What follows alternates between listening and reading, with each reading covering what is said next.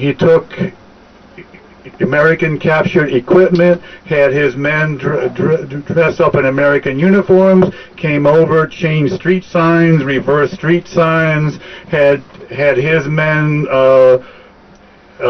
showing directions and stuff, and then on the morning of December 16th, he hit. He moved quickly, and they came across, completely catching us off guard. The main spot of the battle was a town called Bastogne. Bastogne was a small, sleepy town, except there was a bunch of crossroads there. And it was very important for Hitler to get his tanks and stuff in, through, and divide throughout France. The Americans saw how important this was. They called the 82nd Airborne, who was recovering from a thing that they did, and he brought them in.